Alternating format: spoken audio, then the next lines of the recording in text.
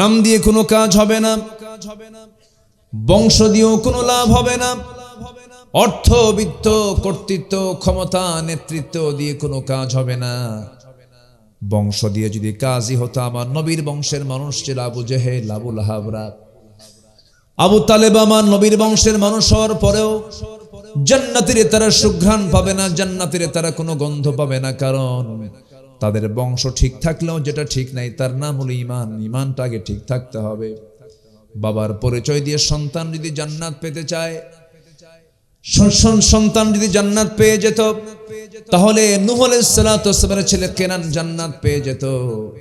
বাবার পরিচয় দিয়ে যদি, সন্তানের পরিচয় দিয়ে যদি বাপ যদি জান্নাত পেয়ে যেত, ইব্রাহিম আলাইহিস সালামের বাবা আজর জান্নাত পেয়ে যেত। অতএব বংশ দিয়া, আত্মীয়তা দিয়া, সম্পদ দিয়া, টাকা দিয়া, পয়সা দিয়া বান্দা কখনো জান্নাত পাবে না। সফল হওয়ার জন্য লাগবে বান্দার ভিতরে নেক আমল সহ ঈমান। নেক আমল সহ ঈমান থাকতে হবে। ঈমানটা একটা আলাদা বিষয়। ঈমান যদি কারোর থেকে যায়, যে সে যে পরিবেশই থাকুক না করে, সে ঈমানকে রক্ষা করবেই।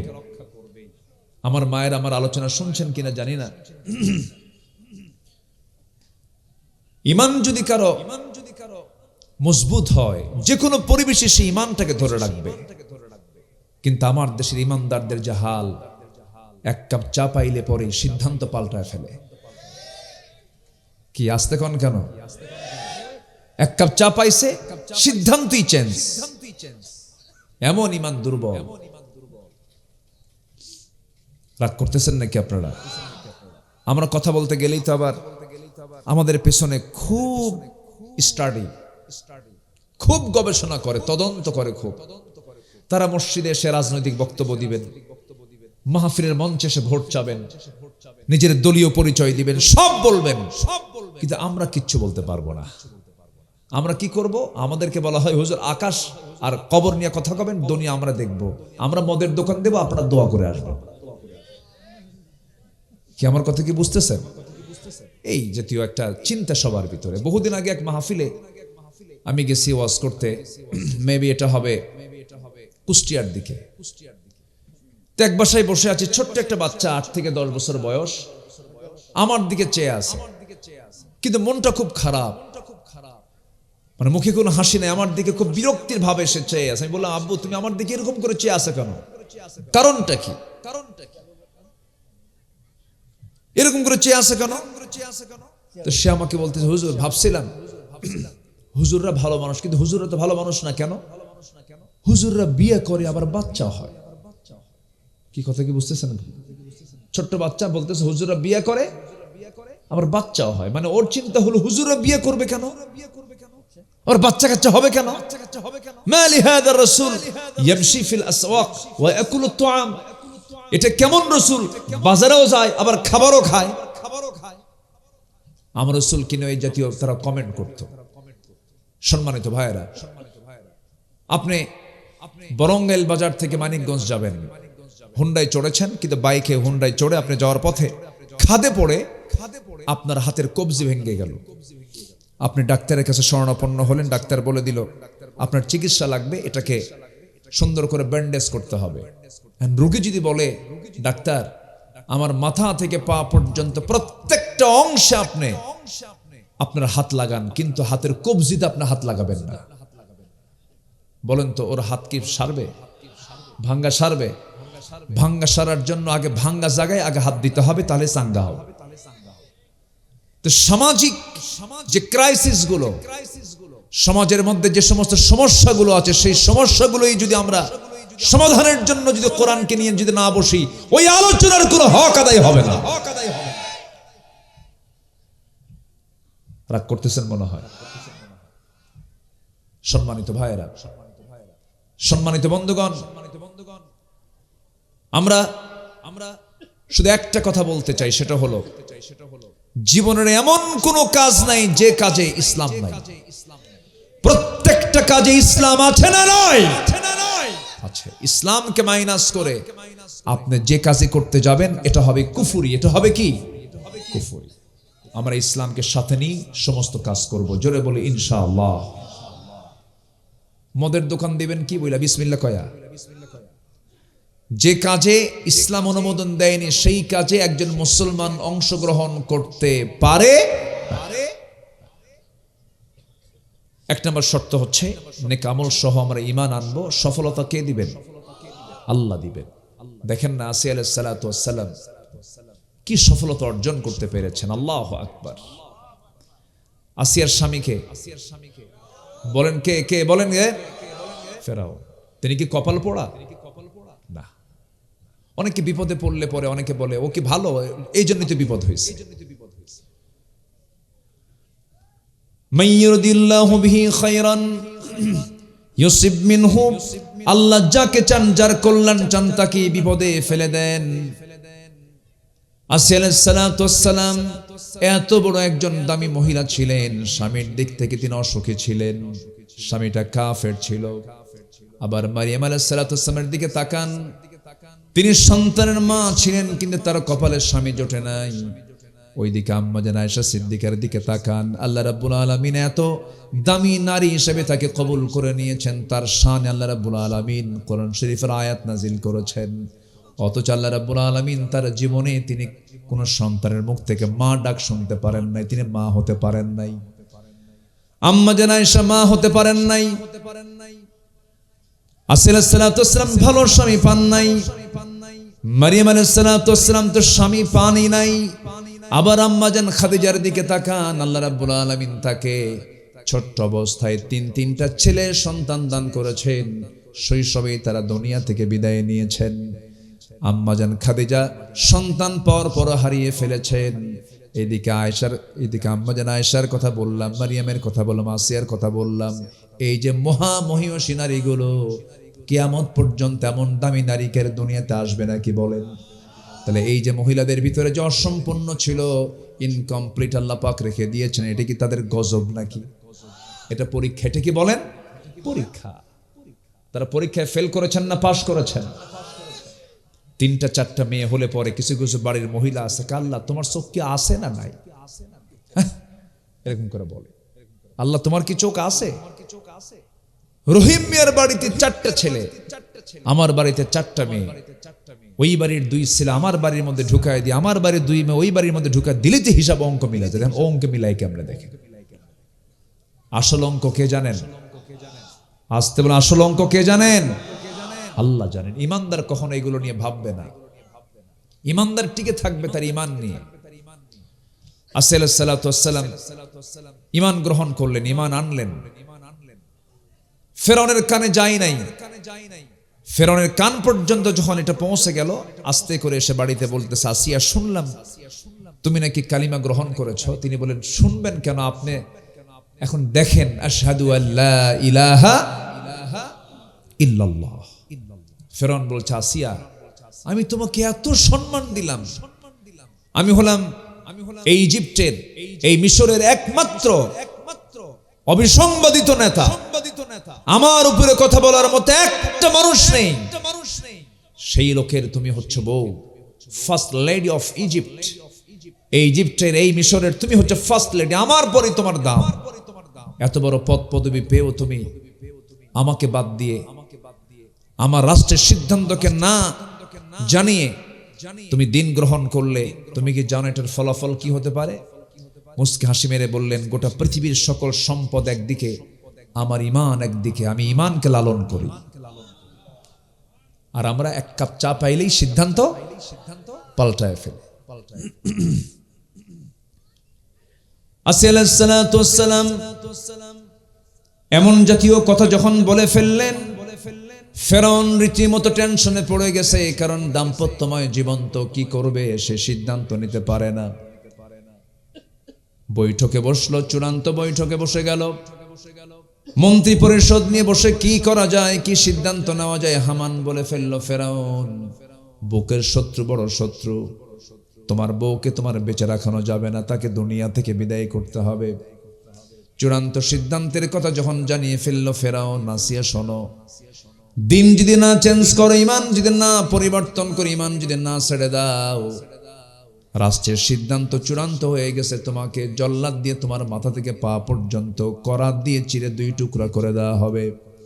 আলাইহিস সালাম বলছেন, স্বামী আমার, আপনি আমাকে হুমকি যত বাড়ায়া দিবেন আমার ঈমান তত মজবুত হয়ে যাবে। আপনি আমাকে কিসের ভয়ে দেখান? মেরেই ফেলবেন এতটুকু আমি আমার আল্লাহর সামনে হাজির হয়ে যাব, কারণ না মরলে তো আমি আল্লাহকে পাবো না। আল্লাহকে পাওয়ার জন্য সবচাইতে বড় বাধা হলো মৃত্যু। মৃত্যু যদি হয়ে যায় আমি আমার আল্লাহর সান্নিধ্যে চলে যাব। যেরকম সুবহানাল্লাহ। চূড়ান্ত সিদ্ধান্ত হয়ে গেল, জল্লাদ রেডি করা হলো, তার সামনে জল্লাদ প্রস্তুত হয়ে গেছে। এবার শেষবারের মতো ফেরাউন বলছে, আসিয়া এখনো সময় আছে, পরিবারটা তছনছ হয়ে যাচ্ছে, এখনো কি করবা বলো। আসিয়া আলাইহিস সালাম বলছেন, স্বামী আমার, আপনি আমাকে দুনিয়া থেকে বিদায়ী করে দেবেন, এটা আমার আপনার চূড়ান্ত সিদ্ধান্ত। তবে একটা কথা বলে দেই, আমার আল্লাহ কিন্তু আমার নাকের ভিতরে জান্নাতের ঘ্রাণ ঢুকায় দিয়েছেন। জল্লাদকে রেডি করা হলো, মাথায় করাত রাখা হলো, করাত দিয়ে চিরে দুই টুকরা করার সিদ্ধান্ত হয়ে গেল। যখন করাত কপালে লাগানো হয়েছে, সেই সময় হাত উঁচু করে আলাইহিস সালাম আকাশের মালিকের দিকে তাকায় তিনি দোয়া করছেন, আয় আল্লাহ তাআলা। কি দোয়া? সেই দোয়াটা আল্লাহ রাব্বুল আলামিন কোরআনে কোট করে দিয়েছেন। তিনি দোয়া করেছেন 4000 বছর আগে। আল্লাহ রাব্বুল আলামিন 4000 বছর পরে কোরআন নাজিলের সময় আল্লাহ পাক তার দোয়াটা কোরআনে কোট করেছেন। সূরা তাহরিমের শেষের দিকে আসছে, রব্বি বিনিলি ইনদাকা বাইতান ফিল জান্নাহ ওয়া নাজ্জিনি মিন ফিরআউনা ওয়া আমালিহি। জোরে বলুন আল্লাহু আকবার। আয় আল্লাহ তাআলা, তুমি আমার জন্য বানায়া দাও, একটা ঘর বানায়া দিবা, শুধু একটা ঘর বানাবা। ইনদাকা, আল্লাহ তোমার ঘরের সাথে একটা ছোট্ট ঘর বানায়া দিবা। ফিল জান্নাহ, জান্নাতের মধ্যে আল্লাহ তুমি একটা ঘর বানায়া দিবা। ওয়ানাজ্জিনি মিন ফিরআউন, এবং ফিরআউনের অপকর্ম থেকে তুমি আল্লাহ আমাকে বাঁচায় দিবা। এই দোয়া সম্পূর্ণ করে দিলেন। দোয়া সম্পূর্ণ হয়ে গেছে। করাত দিয়ে চিরা সালামকে দুই টুকরা করে বিদায় করে দেওয়া হলো। কিন্তু ইমানের পথ থেকে এক চুল পরিমাণ আসিয়াকে কেউ সরাতে পারে নাই। জোরে কোন সুবহানাল্লাহ। ইমান এনেছি, ইমান নিয়ে আমরা টিকে থাকবো। জোরে বলি ইনশাআল্লাহ, আরো জোরে বলি ইনশাআল্লাহ। সম্মানিত ভাই সব, দিন যায় রাত আসে, রাত যায় আবার দিন আসে, সপ্তাহ যায় পক্ষ আসে, পক্ষ যায় আবার মাস আসে। এরকম করে দেখতে দেখতে একদিন বিদায় ঘন্টা বেজে যাবে। আমাকে আপনাকে মহান রবের মুখোমুখি হতে হবে। আল্লাহর সঙ্গে সাক্ষাৎ হবেই, এতে কোনো সন্দেহ আছে? আসতে বলবেন না, সন্দেহ আছে? কিন্তু আল্লাহ বলছেন আমার সঙ্গে সাক্ষাৎ করতে হলে দুটো কাজ করে আসতে হবে। সূরাতুল কাহাফের শেষ একটা আয়াত আল্লাহ রাব্বুল আলামিন দুটো কাজের কথা বলে বলছেন, আমি তোমার সঙ্গে সাক্ষাৎ করব, তুমি দুটো কাজ করে আসো। আল্লাহ রাব্বুল আলামিন বলেন, فمن كان يرجو لقاء ربه فليعمل عملا صالحا ولا يشرك بعبادة ربه أحدا। যদি কোনো বান্দা আমার সঙ্গে সাক্ষাৎ করতে চাও, নেক আমল করে আসো এবং আমার সঙ্গে শিরিক না করে আসো, আমি আল্লাহ তোমার সঙ্গে সরাসরি সাক্ষাৎ করব। জোরে বলি সুবহানাল্লাহ।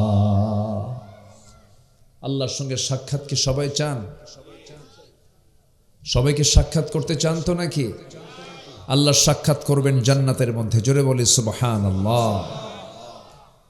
জান্নাত পেলাম কিন্তু আল্লাহকে পেলাম না, তাহলে কি লাভ হবে? আল্লাহকে পাওয়াটাই হলো সবচাইতে চূড়ান্ত আনন্দের বিষয়। জান্নাতীরা এই আনন্দটা উপভোগ করবে পূর্ণ তৃপ্তি সহকারে। সম্মানিত ভাইয়েরা, নেক আমল এবং শিরক মুক্ত জীবন, এটা হচ্ছে আল্লাহ পাকের সাক্ষাতের একটি অনন্য উপায়। নেক আমলগুলো কি কি করতে হবে? সকল নেক আমলের সব বিষয়গুলো যে কিতাবে পাওয়া যায় সেই কিতাবটাই হলো কোরআনে কারীম। নেক আমল হচ্ছে যা আল্লাহ পাক আমাকে আদেশ করেছেন, যা আল্লাহ তাআলা আমাকে নিষেধ করেছেন তা থেকে নিজেকে মুক্ত রেখে যা আল্লাহ তাআলা আদেশ করেছেন তা নিজের জীবনে বাস্তবায়ন করার নাম হচ্ছে নেক আমল। অর্থাৎ বিয়েটা হচ্ছে নেক আমল, জেনাটা কি? বদ আমল। বিয়েটা হচ্ছে সওয়াবের কাজ, জেনাটা কি? গুনার কাজ। যাকাত হলো সওয়াবের কাজ, ফরজ ইবাদত। আর সুদটা কি? হারাম কাজ। এরপরে আল্লাহর নামে জবহকৃত পশু, জবহ করা পশুর গোশত খাওয়া, এটা কি? হালাল। আল্লাহর নাম ব্যতীত অথবা কুকুরের মাংস খাওয়া কি? হারাম। এরকম করে আল্লাহ তাআলা যা আদেশ করেছেন এবং নিষেধ করেছেন, আদেশকে নিজের জীবনে ট্রিট করা এবং নিষেধকে নিজের জীবন থেকে কি বর্জন করে, এটাকে মাইনাস রেখে জীবনকে যে ঢেলে সাজাই, এটাই হচ্ছে তার নেক আমল। এটা কি তার কি বলেন? নেক আমল। অনেক কথা আছে, আস্তে আস্তে করে বলবো। আমাকে সময় দেওয়া যাবে তো নাকি? কিন্তু চতুর্দিক থেকে একটু কুয়াশা ধেয়ে আসছে, একটু হয়তোবা তারা বুঝতেও পারে নাই যে এরকম একটা ঠান্ডার প্রকোপ মাহফিল টাইমে হবে। যে এই সাইডটুকু একটু ঢেকে দেওয়া, চতুর্দিকে একটু ঢেকে দিলে তাহলে ঠান্ডার প্রকোপ থেকে আমরা একটু বাঁচতে পারতাম। কুয়াশাগুলো, ফগগুলো মানুষের নাকে মুখে ঢুকে যাচ্ছে, কানে ঢুকে যাচ্ছে। আল্লাহ তুমি আমাদেরকে অসুস্থতা থেকে হেফাজত করো, জোরে বলি আল্লাহুম্মা আমিন। সম্মানিত ভাইয়েরা, আমরা কোরআনকে নিয়ে বসেছি।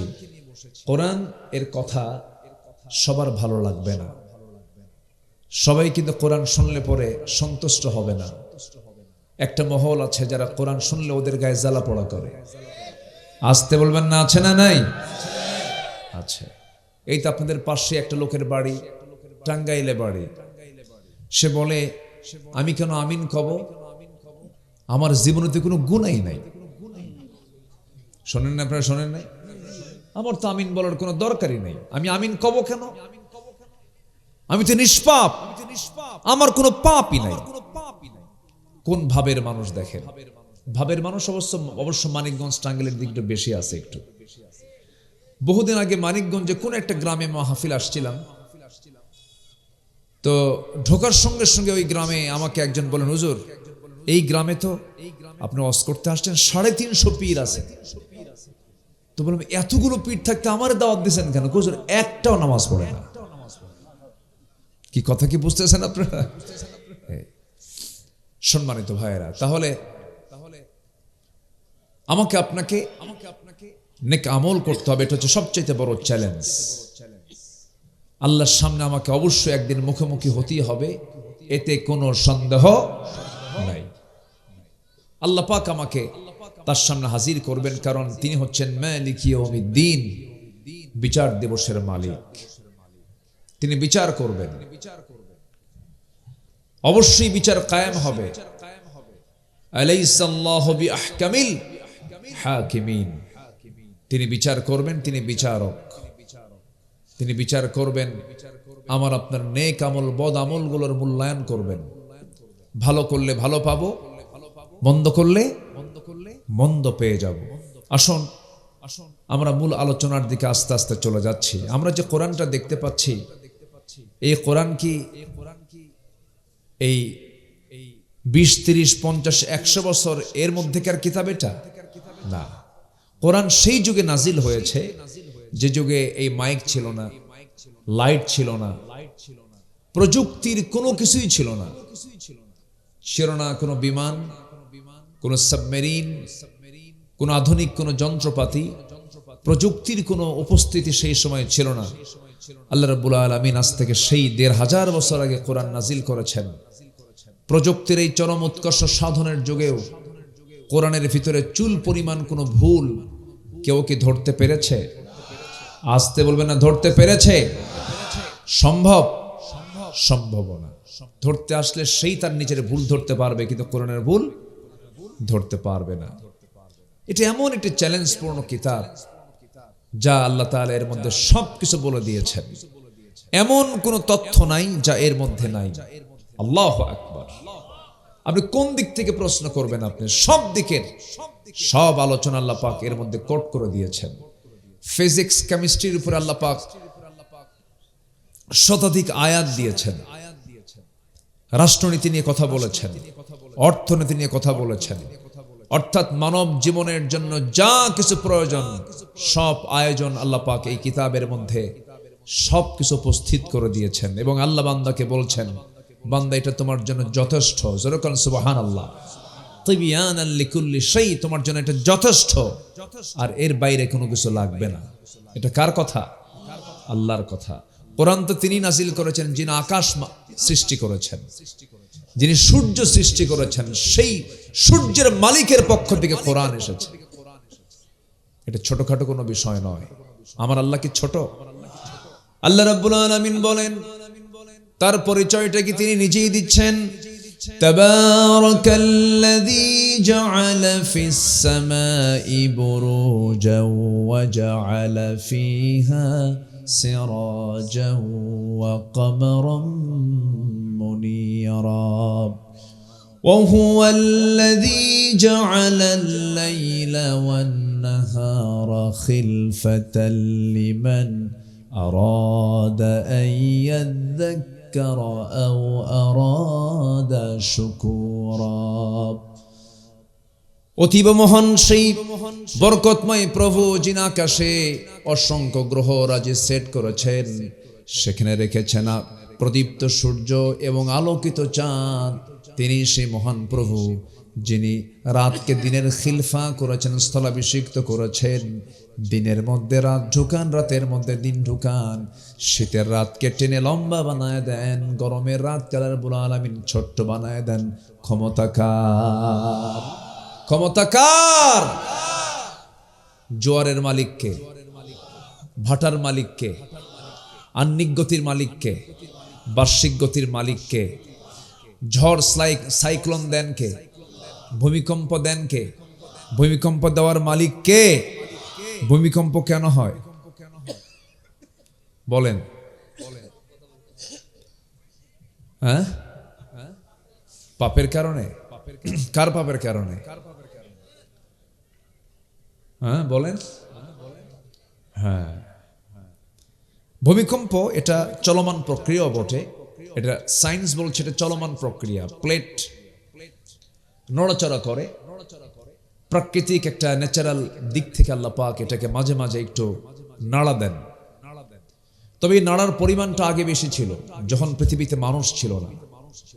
এই আকাশ এবং জমিন এই দুটো ছিল লাগানো। কি ছিল বলেন তো? লাগানো ছিল, যেটাকে আজকের যুগে বিগ ব্যাং থিওরি বলে। বিগ ব্যাং থিওরি যারা স্টাডি করেছেন তারা বলছেন যে আকাশ এবং জমিনটা ছিল একসঙ্গে লাগানো পরস্পর, এর মধ্যে কোনো মহাশূন্য ছিল না। আল্লাহ তাআলা কোন এক সময় মানব জাতির বসবাসের জন্য এর মাঝে একটা মহাশূন্য তৈরি করলেন প্রচন্ড ধাক্কার মধ্য দিয়ে। প্রচন্ড ধাক্কার মধ্য দিয়ে। ভূমিকম্প একটা ধাক্কা, ভূমিকম্প একটা কি? ধাক্কা। আল্লাহ রাব্বুল আলামিন বলেন, আওয়ালাম ইয়ারাল্লাযীনা কাফারু আন্নাস সামাওয়াতি ওয়াল আরদা কানাতা রাতকান ফাফাতাকনাহুমা وجعلنا من الماء كل شيء حي। জোরে বলুন আল্লাহু আকবার। কাফেররা কি দেখে না আমি আল্লাহ রাব্বুল আলামিন আসমান এবং জমিনটাকে পরস্পর লাগানো রেখেছিলাম, এর মাঝে আমি প্রচন্ড একটা ধাক্কা দিয়েছি, মহাশূন্যের পয়দা হয়েছে এবং প্রত্যেকটা প্রাণীকে আমি সৃষ্টি করেছি পানি থেকে। জোরে কোন সুবহানাল্লাহ। আমার বন্ধুগণ, আধুনিক সায়েন্স বলছে, আধুনিক বিজ্ঞান বলছে, বিগ ব্যাং থিওরির কথা, এই মহাশূন্য সৃষ্টি হয়েছে। ঠিক একই কথা 1.5 বছর আগে মহান রব্বুল আলামিন কোরআনে বলে দিলেন। এখন বলুন, বিজ্ঞান কি তথ্য আবিষ্কার করেছে না কোরআন থেকে নিয়েছে? কোরআন থেকে নিয়েছে 100%। এটা এর আগে যে আয়াতটা বললাম সূরা ফুরকানের, আল্লাহ পাক রেখেছেন আকাশে প্রদীপ্ত সূর্য এবং আলোকিত চাঁদ। চাঁদের যে নিজস্ব আলো নেই, এটা আল্লাহ পাক ১৫০০ বছর আগে বললেন। আর হালের বিজ্ঞানীরা বলছে চাঁদের নিজস্ব কোনো আলো নেই, কিন্তু তারা তো গবেষণা করেছে, ঠিক আছে, কিন্তু তথ্য কোরআনে আগে আসে না নাই? এরকম করে আল্লাহ রাব্বুল আলামিন কোরআনে কারীমের মধ্যে সবকিছু একটা একটা করে বলে দিয়েছেন। আপনি যে সাইড থেকে প্রশ্ন করবেন, আপনি প্রশ্ন করতে করতে আপনি ক্লান্ত হবেন, কোরআন জবাব দিতে কোনো ভুল করবে না। জোরে কোন সুবহানাল্লাহ। কিন্তু দুঃখজনক হলেও সত্য, গোটা পৃথিবীর দ্বিতীয় বৃহত্তম মুসলিম জনপদ বাংলাদেশ, যে দেশে ২০ কোটি মানুষের বসবাস, সেই দেশের মানুষ খুব সীমিত সংখ্যক একটা সংখ্যা মানুষ তারা কোরআনটা পড়তে পারে। বড় জোর ৪০ থেকে ৫০ লক্ষ মানুষ কোরআনটা একটু সহিভাবে পড়তে পারে, আর বাকি এই বিশাল জনগোষ্ঠী কোরআনটাকে সুন্দর করে পড়তেই পারে না। বুঝবে আর কখন? এটা কেন হয়েছে, কি জন্য হয়েছে? এটার জন্য শুধু ব্যক্তিগতভাবে দায়ী করলে হবে না, পারিবারিকভাবে দায়ী করলে হবে না। সবচাইতে বড় একটি যেটা দায়িত্বপূর্ণ জায়গা, দায়িত্বের জায়গা, সেটা হচ্ছে রাষ্ট্র এর জন্য বিশাল একটি বড় অংশের দায়ী তারা। ঠিক কিনা বলেন? যদি কোরআন শিক্ষাকে যদি বাধ্যতামূলক করে দেওয়া হতো, কোরআনের প্রাথমিক ধারণাকে যদি বাধ্যতামূলক করে দেওয়া হতো, ২০ কোটি মানুষের বলা চলে ১৯ কোটি মুসলমানই তারা কোরআনটাকে সহি করে পড়তে পারত। কিন্তু সেটা আজকে লজ্জার বিষয়। যেটা সহি না করলে নামাজই সহি হয় না, সেই কোরআনটাও সহি করে পড়তে পারে না। পারবে কেমনে? পার্লামেন্টে যারা মেম্বার হয়ে গিয়েছিলেন বিগত সময়ে, তারাও তো কোরআনটা ভালো করে পড়তে পারতেন না। একদিন পার্লামেন্টারিয়ান কেম্বি মহোদয়, কি স্পিকার মহোদয় বললেন যে আজকে কারি সাহেব আসে নাই, মাননীয় এমপি মহোদয় একজন, আপনি কোরআন তেলাওয়াত করুন। তো কোরআন তেলাওয়াতের জন্য যখন ফ্লোর দেওয়া হলো, এমপি তেলাওয়াত করতেছে, কেল হে আল্লাহ, শয়তান কয় তোর চাইতে আমার তেলাওয়াত ভালো আছে। এই হলো তেলাওয়াতের ভাষা, তেলাওয়াতের অবস্থা। আর মাঝে মাঝে তো গান বাজনা হতোই। মানিকগঞ্জের এক শিল্পী ছিল, গান বাজনার জন্য উনি তো মোটামুটি সংসদে বেশ সময় গানের পিছনে খরচ করেছেন। সম্মানিত ভাইয়েরা, সম্মানিত বন্ধুগণ, আজকে যদি জাতিকে যদি কোরআন চর্চার মধ্যে রাখা হতো, আজকে জাতির চরিত্র এমন হতো না। আসতে কোন কেন? আজকে জাতির চরিত্র কেমন হতো? অতএব আগামীর বাংলাদেশকে আমরা গড়ার জন্য তাফসীর মাহফিলের প্ল্যাটফর্ম থেকে শুরুতেই যে আহ্বানটা জানাবো, সেটা হচ্ছে আগামীর সময় আসবে হচ্ছে বাংলাদেশের মুসলমানদের কোরআন শেখার সময়। ঠিক কিনা? শুধু মাদ্রাসায় নয়, শুধু মাদ্রাসাগুলোতে নয়, স্কুল, কলেজ, ইউনিভার্সিটি, প্রত্যেকটা একাডেমিতে, প্রত্যেকটা ফ্যাকাল্টিতে কোরআন শিক্ষা বাধ্যতামূলক করতে হবে। এটাকে কনফার্ম করুন, জাতির চরিত্র 100% ভালো হবে। কোরআন তো আলো। কোরআন কি বলেন? আলো। আলো যেখানে থাকে সেখানে কি অন্ধকার থাকে? আলো আসলেই আধার পালায়া যায়। আলো আসলে কি হয়ে যায়? আধার পালায়া যায়। কিন্তু আলো থেকে আমাদেরকে বঞ্চিত রাখা হয়েছে। একটা বিসিএস ক্যাডার নামাজটাকে সহি করে পড়তে পারে না। একজন বিসিএস ক্যাডার কোরআনটাকে সহি করে তেলাওয়াত করতে পারেন না। যদি এমন কন্ডিশন করে দেওয়া হতো, প্রত্যেকটা বিসিএস ভাইভা বোর্ডে মুসলিম শিক্ষার্থীকে কোরআনে কারীমের যে কোনো আয়াত থেকে প্রশ্ন করা হবে, বলেন তো কোন বিসিএস ক্যাডারের তেলাওয়াত কি অশুদ্ধ থাকতো? থাকতো না। কিন্তু সেই জাতীয় কারিকুলাম, সিস্টেম, পদ্ধতি আজ পর্যন্ত কেউ আনে নাই। কিন্তু যখন ফতুয়া দিতে নাই, ভালোই ফতুয়া মারে। আগামীকাল ঈদুল আজহার জানাজা নামাজ, ঈদুল আজহার জানাজা নামাজ। নির্বাচন আসলে পরে সবার মাথায় টুপি আসে, মনে হয় উনি কেবলই আসমান থেকে জিব্রাইলের মতো নাজিল হয়েছে। আসে না নাই? বলেন আসে না নাই? ভান ধরবেন না, এলেম হাসিল করতে হবে। জান্নাতে যাওয়ার জন্য কোরআনের জ্ঞান অর্জন করার দরকার আছে না নাই? অজানা কোনো ব্যক্তি জান্নাত পাবে না।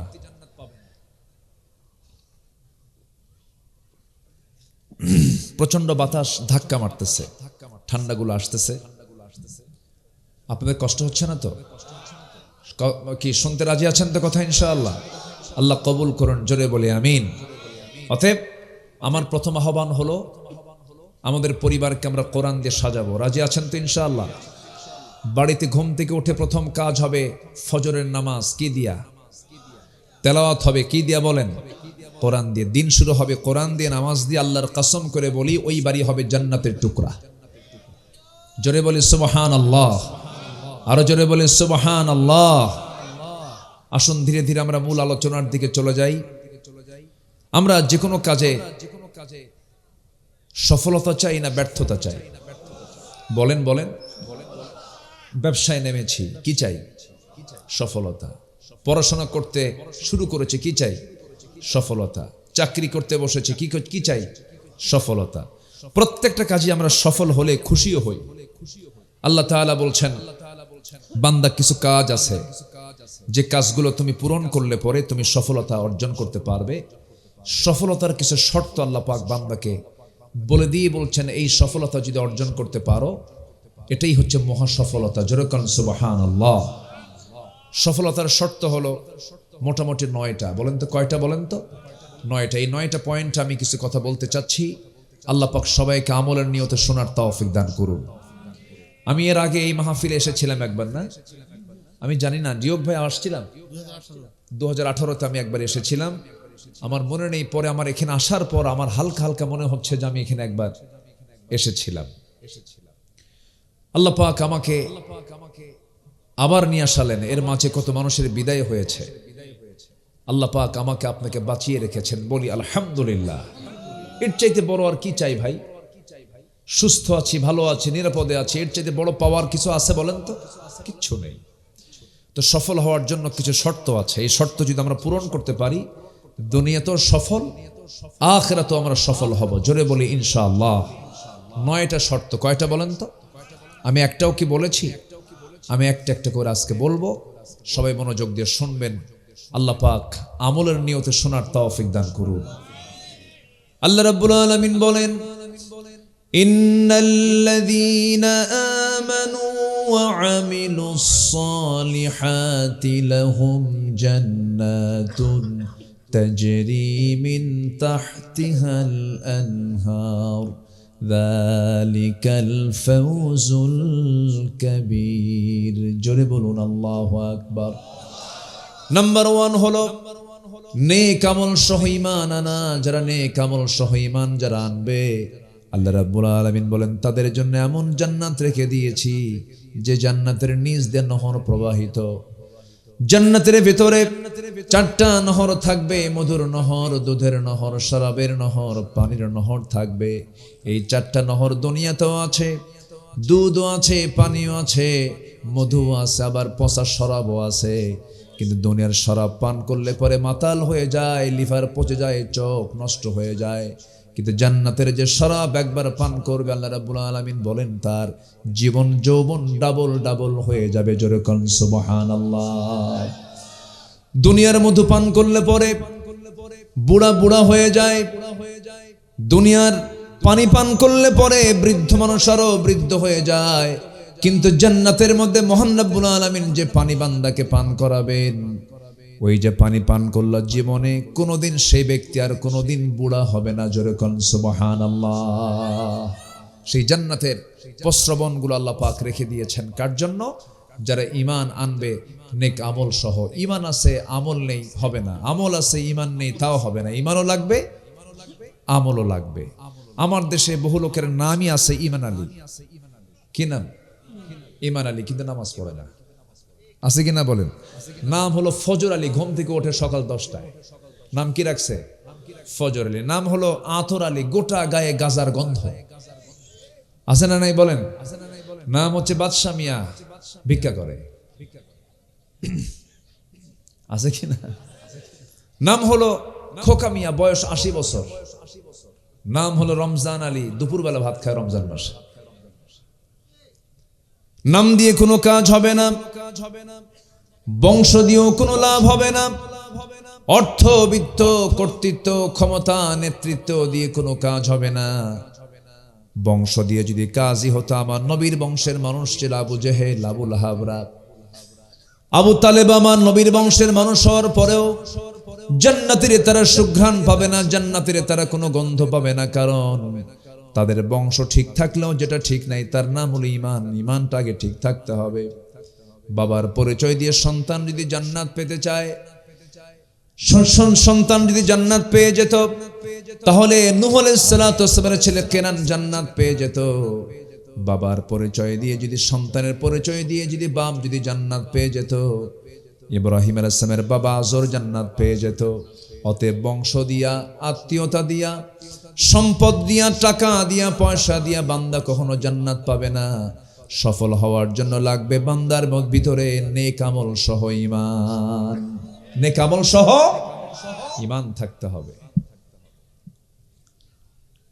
ঈমানটা একটা আলাদা বিষয়। ঈমান যদি কারোর থেকে যায়, যে সে যে পরিবেশই থাকুক না করে, সে ঈমানকে রক্ষা করবেই। আমার মায়ের আমার আলোচনা শুনছেন কিনা জানি না। ঈমান যদি কারো মজবুত হয়, যে কোনো পরিবেশে সে ঈমানটাকে ধরে রাখবে। কিন্তু আমার দেশের ঈমানদারদের যে হাল, এক কাপ চা পাইলে পরে সিদ্ধান্ত পাল্টায় ফেলে। কি আসতে কোন কেন? এক কাপ চা পাইছে, সিদ্ধান্তই চেঞ্জ। এমন ঈমান দুর্বল। রাগ করতেছেন নাকি আপনারা? আমরা কথা বলতে গেলেই তো আবার আমাদের পেছনে খুব স্টাডি, খুব গবেষণা করে, তদন্ত করে খুব। তারা মসজিদে এসে রাজনৈতিক বক্তব্য দিবেন, মাহফিলের মঞ্চে এসে ভোট চাবেন, নিজের দলীয় পরিচয় দিবেন, সব বলবেন, কিন্তু আমরা কিচ্ছু বলতে পারবো না। আমরা কি করব? আমাদেরকে বলা হয় হুজুর আকাশ আর কবর নিয়ে কথা কবেন, দুনিয়া আমরা দেখব। আমরা মদের দোকান দেব, আপনারা দোয়া করে আসবেন। কি আমার কথা কি বুঝতেছেন? এই জাতীয় একটা চিন্তা সবার ভিতরে। বহুদিন আগে এক মাহফিলে আমি গেছি ওয়াজ করতে, মেবি এটা হবে কুষ্টিয়ার দিকে। তো এক বাসায় বসে আছি, ছোট্ট একটা বাচ্চা, 8 থেকে 10 বছর বয়স, আমার দিকে চেয়ে আছে, কিন্তু মনটা খুব খারাপ, মানে মুখে কোনো হাসি নাই, আমার দিকে খুব বিরক্তির ভাবে সে চেয়ে আছে। আমি বললাম, আব্বু তুমি আমার দিকে এরকম করে চেয়ে আছে কেন? কারণটা কি? এরকম করে চেয়ে আছে কেন? তো সে আমাকে বলতেছে, হুজুর ভাবছিলাম হুজুররা ভালো মানুষ, কিন্তু হুজুররা তো ভালো মানুষ না। কেন? হুজুররা বিয়ে করে আবার বাচ্চা হয়। কি কথা কি বুঝতেছেন? ছোট্ট বাচ্চা বলতেছে হুজুররা বিয়ে করে আবার বাচ্চাও হয়, মানে ওর চিন্তা হলো হুজুররা বিয়ে করবে কেন, আর বাচ্চা কাচ্চা হবে কেন? মা লিহাদা রাসূল ইয়ামশি ফিল আসওয়াক ওয়া ইয়াকুলু আত-তাআম। এটা কেমন রাসূল, বাজারেও যায় আবার খাবারও খায়। আমার রাসূল কিনে এই জাতীয় তারা কমেন্ট করত। সম্মানিত ভাইয়েরা, আপনি বরঙ্গেল বাজার থেকে মানিকগঞ্জ যাবেন, হুন্ডায় চড়েছেন, কিন্তু বাইকে হুন্ডায় চড়ে আপনি যাওয়ার পথে খাদে পড়ে আপনার হাতের কবজি ভেঙে গেল। আপনি ডাক্তারের কাছে শরণাপন্ন হলেন, ডাক্তার বলে দিল আপনার চিকিৎসা লাগবে, এটাকে সুন্দর করে ব্যান্ডেজ করতে হবে।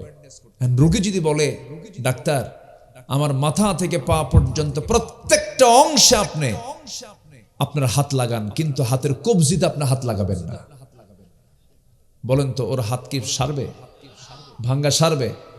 ভাঙ্গা সারার জন্য আগে ভাঙ্গা জায়গায় আগে হাত দিতে হবে, তাহলে চাঙ্গা হবে। তো সামাজিক যে ক্রাইসিস গুলো, সমাজের মধ্যে যে সমস্ত সমস্যাগুলো আছে, সেই সমস্যাগুলোই যদি আমরা সমাধানের জন্য যদি কোরআনকে নিয়ে যদি না বসি, ওই আলোচনার কোনো হক আদায় হবে না।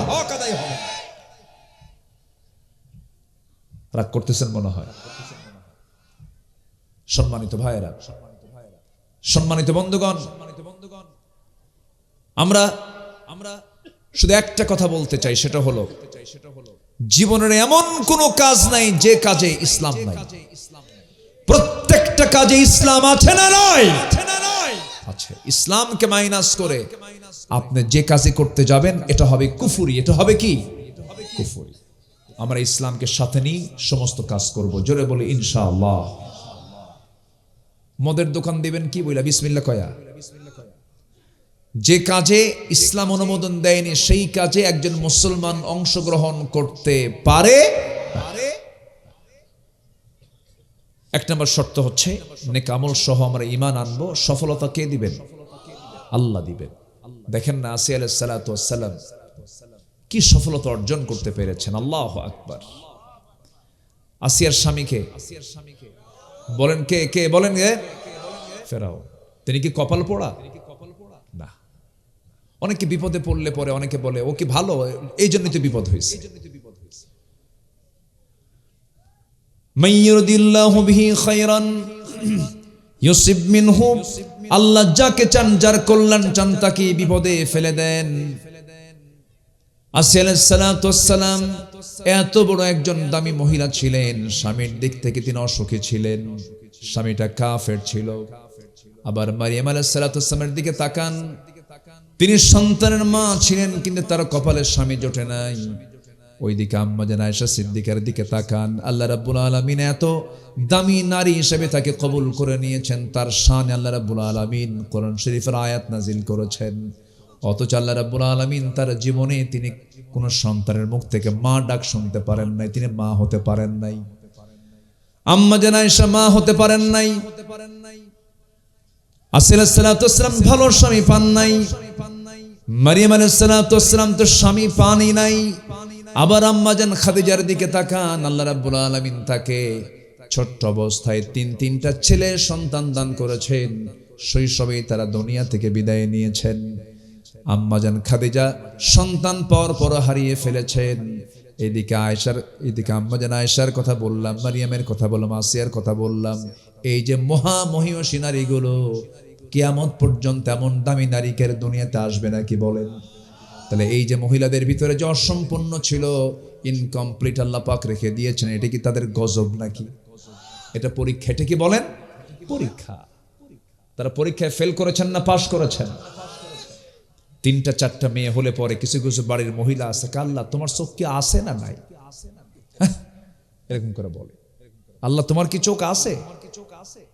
রহিম মিয়ার বাড়িতে 4টা ছেলে, আমার বাড়িতে 4টা মেয়ে, ওই বাড়ির 2 ছেলে আমার বাড়ির মধ্যে ঢুকায় দিয়ে, আমার বাড়ির 2 মেয়ে ওই বাড়ির মধ্যে ঢুকায় দিলে যে হিসাব অঙ্ক মিলে যায়। অঙ্ক মিলাই কেমনে দেখেন?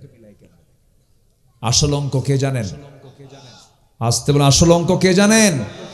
আল্লাহ জানেন। ইমানদার কখনো এগুলো নিয়ে ভাববে না, ইমানদার টিকে থাকবে তার ইমান নিয়ে। আসিয়া আলাইহিস সালাতু ওয়াস সালাম ইমান গ্রহণ করলেন, ইমান আনলেন। ফেরাউনের কানে যায় নাই। ফেরাউনের কান পর্যন্ত যখন এটা পৌঁছে গেল, আস্তে করে এসে বাড়িতে বলতেছে, আসিয়া শুনলাম তুমি নাকি কালিমা গ্রহণ করেছো। তিনি বলেন, শুনবেন কেন, আপনি এখন দেখেন, আশহাদু আল্লা ইলাহা ইল্লাল্লাহ।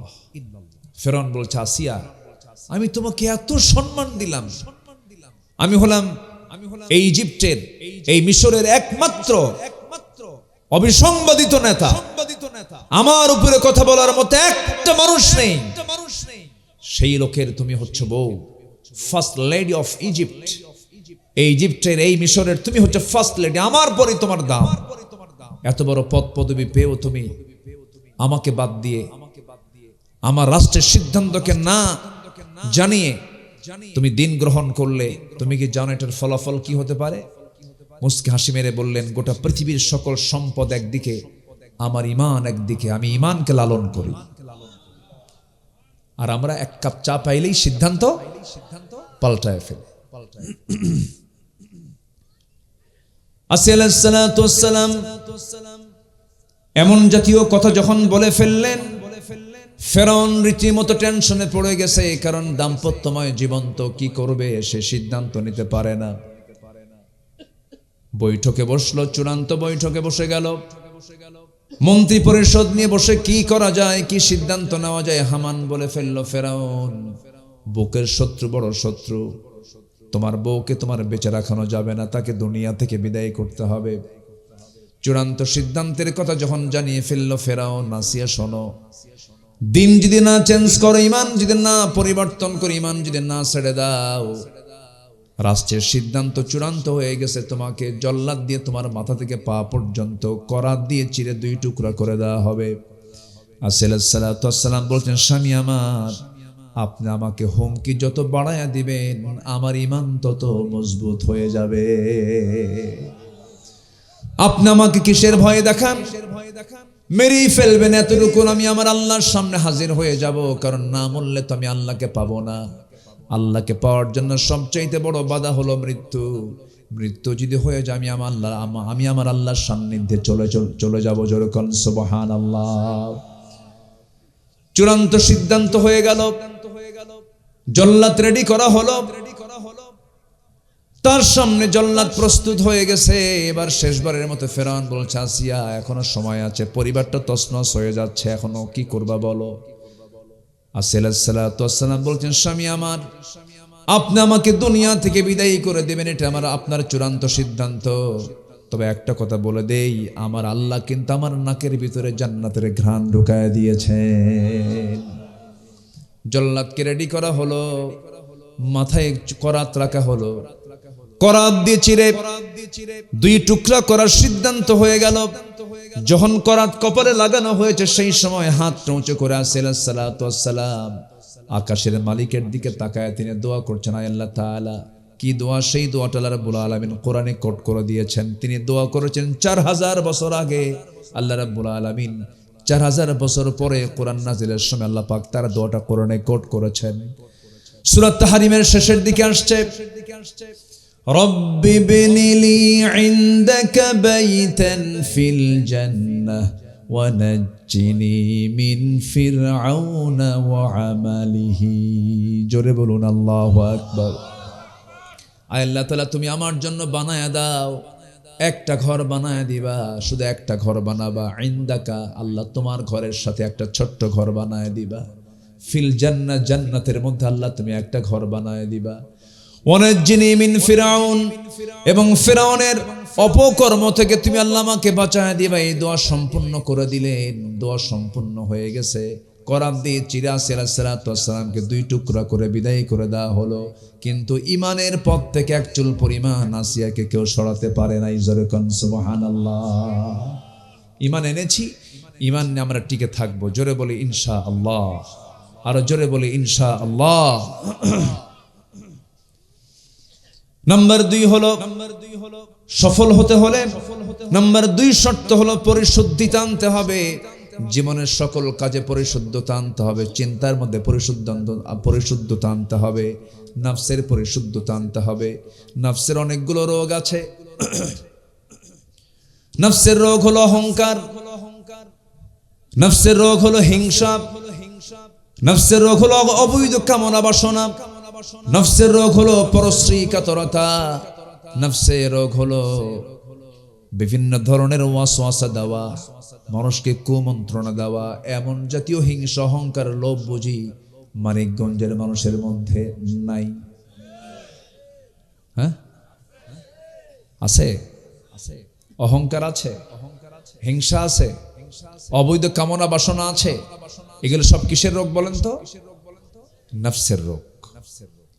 আল্লাহ রাব্বুল আলামিন বলেন, قد أفلح من تزكى وذكر اسم ربه فصلى بل تؤثرون الحياة الدنيا والآخرة خير وأبقى إن هذا لفي الصحف الأولى صحف إبراهيم وموسى। জোরে বলুন আল্লাহু আকবার। ওই বান্দা সফল যে বান্দা তার নফসকে শুদ্ধ করতে পেরেছে, নফসের সমস্যা দূর করতে পেরেছে। হিংসা হলে পরে তার কোনো দোয়া কবুল হবে না। এই যে লাইলাতুম মিন নিসফি শাবান আসতেছে আগামী 3 তারিখে, শবে বরাত, যেটা আমার দেশের ভাষায় বলে শবে বরাত, যদিও কোরআন শরীফের কোনো পরিভাষা নয়, হাদিসের কোনো পরিভাষা নয়, শরীয়তের কোনো পরিভাষা কিন্তু শবে বরাত নয়। তবে হ্যাঁ, লাইলাতুম মিন নিসফি শাবান এই শব্দটা হাদিসের পরিভাষা। আমার নবীজি এই রাত্রের বরকতের কথা বলেছেন। শাবান মাসের 14 তারিখ দিবগত রাত্রিতে আল্লাহ রাব্বুল আলামিন বান্দার জীবনের গুনাহগুলোকে maaf করে দেন। জোরে কোন সুবহানাল্লাহ, আরো জোরে বলেন সুবহানাল্লাহ। আমার বন্ধুগণ, নিসফে শাবানের যে হাদিসটা এসেছে, ওই হাদিসে বলা হয়েছে ওই রাত্রিতে বান্দা যা চাবে আল্লাহ রাব্বুল আলামিন তাই কবুল করবেন। কিন্তু 2 শ্রেণীর ব্যক্তির দোয়া কবুল হবে না। একটা হচ্ছে হিংসুকের দোয়া কবুল হবে না, আরেকটা হচ্ছে মুশরিকের কোনো দোয়া কবুল হবে না। হিংসুক বুঝি আমার দেশে নাই? আসতে বলবেন না, আছে না নাই? আল্লাহ রাব্বুল আলামিন হিংসুকের হিংসা থেকে বাঁচার জন্য আল্লাহ রাব্বুল আলামিন আয়াত পর্যন্ত নাযিল করে দোয়া করতে বলেছেন। যারা পারেন ঠোঁট মিলিয়ে বলুন, আল ওয়া মিন শাররি হাসিদিন ইযা হাসাদ, কুল আউযু বিরাব্বিন নাসি মালিকিন নাসি ইলাহিন নাস, قل أعوذ برب الفلق من شر ما خلق ومن شر غاسق إذا وقب ومن شر النفاثات في العقد ومن شر حاسد إذا حسد। والله হিংসুকের হিংসা থেকে তুমি আল্লাহ আমাকে বাঁচাও। হিংসা বুঝি ভালো কাজ, কিন্তু একজন জমি কেনার একজনের হিংসা হয়, একজন ভালো চাকরি পায় একজনের হিংসা হয়, এমন লোক বুঝি নাই? আসতে বলবেন না, আছে না নাই? জমি কেনে একজন, ঘুম হয় না আরেকজন। ভালো একটা চাকরি পেয়ে একটা লোকের ছেলে, গ্রামের ভিতরে একটা ছেলে ভালো চাকরি পাইছে, আরেকজনের ঘুম হয় না, খালি বলে যে হলো কেমনে চাকরি, ওর ছেলে এত বড় চাকরি, অসম্ভব, বিশ্বাসই হয় না। এরকম আছে না? বলেন বলেন বলেন। সারা রাত টেনশন করে, হিংসা। আমি প্রায় একটা উদাহরণ দেই। আগের যুগের মানুষ বিয়ে করতে যেতে হলো ঘোড়ায় চড়ে, পালকিতে চড়ে, গরুর গাড়িতে করে যেত না আগে মানুষ। এখানেও হয়তো দু একজন পাওয়া যাবে যারা গরুর গাড়িতে করে বিয়ে শাদী করেছেন, এরকম পাওয়া যেতে পারে। তো ঘোড়ায় চড়ে বিয়েতে যাবে, ঘোড়া লাগবে। এক যুবক ওই গ্রামের এক মুরব্বীর ঘোড়া আছে, তার কাছে গিয়ে বলছে, চাচা ঘোড়াটা কি দেওয়া যাবে? তো বুড়ো চাচা একটু খেপে গিয়ে বলতেছে, সবাই রে ঘোড়া দিল, তোরে ঘোড়া দেব না, যা। যুবকটা মন খারাপ করে বাড়িতে চলে আসছে। আমি রূপক অর্থে বলছি। সবে কদরের রাত চলে আসছে, রমজান মাস। মসজিদে গিয়ে নামাজ পড়ে, তারাবি তাহাজ্জুদ পড়ে শেষ রাত্রির দিকে দোয়া করতেছে, আল্লাহ সবে কদরের এই রাত্রিতে তোমার দরবারে আমার ব্যক্তিগত কোনো চাওয়া পাওয়া নাই, আমার কিচ্ছু দেওয়া লাগবে না, আমি তোমার কাছে কিচ্ছু, আমার কোনো চাওয়া পাওয়া নাই, আমার শুধু একটাই চাওয়া আজকের রাত্রিতে, সেটা হলো ওই বুড়ার যেন ঘোড়া মরে, ওই বুড়ার যেন ঘোড়া মরে। এই দোয়া করে বাড়িতে চলে আসছে। বাড়িতে আসার পরে দেখে মার চোখে পানি। মা, তুমি এই রাত্রিতে চোখের পানি ফেলে কাঁদতেছো কেন? বাবা, মা তোমার কি হয়েছে কি বাবা? কান্ডার তো ঘটে গেছে কি বাবা, তোর গরু মরে গেছে। তাহলে মালাকুল মউত কিন্তু ঠিকই আসলো, ঘোড়ার কাছে না আসে কিসের কাছে আসছে? গরুটা কার? যে দোয়া করছে তার গরু। হিংসা করলে পরে হিংসুকের ক্ষতি হয়, যার জন্য হিংসা করা হয় আল্লাহ পাক তাকে আরো উপরে উঠায় নেন। হিংসা করব না আমরা, জোরে বলি ইনশাআল্লাহ। হিংসা সমস্ত আমলকে শেষ করে ফেলে। قال إياكم في الحسد فإن الحسد يأكل الحسنات كما تأكل النار الحطب أو كما قال عليه الصلاة والسلام। আগুন কাঠকে যেমন জ্বালিয়ে শেষ করে দেয়, তেমন হিংসা সমস্ত নেক আমলকে জ্বলে পুড়ে ছারখার করে দেয়। আমরা হিংসা থেকে বাঁচবো, জোরে বলি ইনশাআল্লাহ। অহংকার থেকে বাঁচতে হবে। অহংকার করবে যে ধ্বংস হবে, অবশ্যই হতে হবে। ধ্বংস আছে তার, অহংকার আছে যার। দেখেন না কিরকম ভাবে প্রাউডলি বলতো প্রায় এই দেশ আমার বাপ স্বাধীন করছে, এটা আমার দেশ, আমার বাবার দেশ। জানেন না, দেখেন, শোনেন না, এগুলো প্রায় বলতো। যুবকরা বসেন, ঠান্ডা এক নাম্বার। আচ্ছা, তাড়াতাড়ি আসা। ওই যুবক ছেলে পেলেগুলো, ছাত্ররা কোটা আন্দোলন করলো। ওরা বলল কোটার সংস্কার চাই। বলতেছে রাজাকারের নাতিপুতিরা চাকরি পাবে। বলছে কিনা বলেন, বলছে কিনা? ওরা ভেবে নিয়েছিল এটা তাদের পৈতৃক সম্পত্তি। অহংকার আর জুলুম করলে যা হয়, যখন কোনো ব্যক্তির মধ্যে দেখবেন অহংকার এসেছে, সে জালিম হয়েছে, তার অবস্থান আল্লাহ পাক অবশ্যই তাকে জিরো বানায় ছাড়বেন। এবং কোন জালিম যদি আর কোনোদিন জুলুম করতে আসে আমাদের শাসন করতে, তাদেরকে মামুবাড়ি দিল্লি যেতে হবে। এটাও মহাসত্য। জুলুম করা যাবে না। কখনো আমরা স্বপ্ন ভাবিনি আল্লাহ পাক আমাদেরকে এমন একটা পরিবেশ দান করবেন। ভাবছিলাম বলেন তো? ভাবছিলাম? কল্পনাই করা যায়নি। আল্লাহ পাক আমাদেরকে ইতিহাস দেখায় দিলেন। আমরা ইতিহাস শুনলাম না, জুলুম করলে তার ফলাফল কি হয় তা কি শুনলাম না, দেখলাম। এখান থেকে শিক্ষা নেবার দরকার আছে না নাই? আছে। ইমানদার কখনো জালিম হবে না, ইমানদার কখনো অহংকারী হবে না, ইমানদার কখনো অনৈতিকভাবে লোভী হবে না, অবৈধ কামনা বাসনা তার মধ্যে কখনো লালন হবে না। ইমানদার হবে হচ্ছে নেক আমল সহ ইমানদার। আল্লাহ কবুল করুন, জোরে বলি আমিন। নাম্বার 2, পরিশুদ্ধতার কথা বলছিলাম আমি। নফসের শুদ্ধতা আনতে হবে, অহংকার মুক্ত আমরা ঈমান আনবো, জোরে বলি ইনশাআল্লাহ। সূরা বুরুজের সূরা আলার মধ্যে বললেন কোন বান্দা সফল? যে বান্দা 3টা কাজ করবে। قد أفلح من تزكى وذكر اسم ربه فصلى بل تؤثرون الحياة الدنيا। আমি কি আলোচনা শেষ করে দেব? এই যে ভাই, তো মহা মুশকিল হয়ে গেল দেখতেছি, আর নাও তো করতে পারি না। দোয়া করে দেব? আর কেউ এরকম কবেন? আমি যদি এখন বলি এই ডিউক ভাই কই আছেন, আমি যদি এখন বলি ভাই আপনারা থাকেন, আমি একটু 1 নম্বরে গেলাম, তো বলবেন তো যাওয়ার সময় এমন হুজুর নিয়ে আসছে খালি নাম্বার খোঁজে। বসেন, অসুবিধা তো হবেই, একটু বসেন।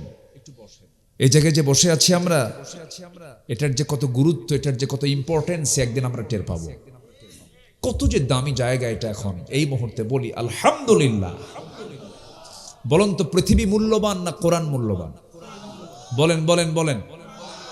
আমার আল্লাহ বলেন এই পৃথিবী আমার কাছে পাখির যে কিংবা একটা মশার যে এটা মাছির যে পাখা আছে সেই পাখার সমপরিমাণ মূল্য না। আমার নবীজি একদিন মদিনায় হাঁটতেছেন, সামনে এক মরা ছাগল দেখলেন।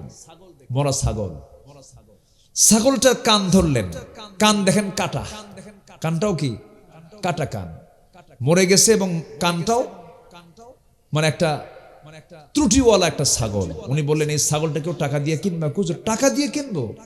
অসম্ভব ব্যাপার, তার মধ্যে আবার কানও নাই। আমার রাসূল বলছেন আল্লাহর কাছে পৃথিবীর মূল্য এই মরা ছাগলের চাইতে কম। আল্লাহু আকবার বলেন। আর সে আল্লাহর পক্ষ থেকে আল্লাহর কথা এসেছে কোরআন, এই কোরআন। তাহলে পৃথিবী মূল্যবান না কোরআন মূল্যবান? বলেন। সেই কোরআনের কাছে আমরা বসে আছি, সেই কিতাবের আমরা আলোচনা শুনছি। বলি আলহামদুলিল্লাহ। বসে থাকুন, আমরা 9টা পয়েন্ট শুনি, আমরা চলে যাব। 2 নম্বর পয়েন্ট হচ্ছে পরিশুদ্ধিতা। আমাদের নফসের শুদ্ধতা দরকার। বাহির আগে সুন্দর দরকার না ভিতরটা সুন্দর দরকার? ভিতর সুন্দর হলে বাইরে কি হবে? বাহিরের সৌন্দর্য দিয়ে ভিতরে কখনো সুন্দর করা যায় না। ভিতরের সৌন্দর্য দিয়ে কি হয়? বাহিরে সুন্দর হয়ে যায়। ভিতরটা সুন্দর করব আমরা সৎ চরিত্র দিয়া, নেক আমল দিয়া। চোখের গুনাহ করা যাবে না। আজকের আধুনিক দুনিয়াতে সবচাইতে বান্দা বেশি গুনাহ করে যেই অঙ্গ দিয়ে, তার নাম হলো চোখ, মোবাইল। যুবকরা আসো, তোমরা আসো। মোবাইল। এক যুবকের একটা ছেলে আমার সঙ্গে একদিন দেখা, আমার ভক্ত সে। তো বলতেছে হুজুর আমার 2 দিন আগে মোবাইলটা হেরে আমি বিধবা হয়ে গেছি।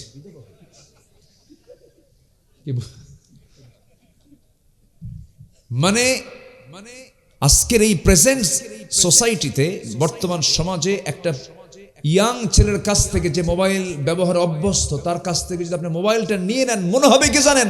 ও বড়সড় একটা জেলখানার মধ্যে পড়ে গেল। এত ভয়ঙ্কর একটা নেশা স্মার্টফোনের উপরে, ডিভাইসের উপরে। Device addicted,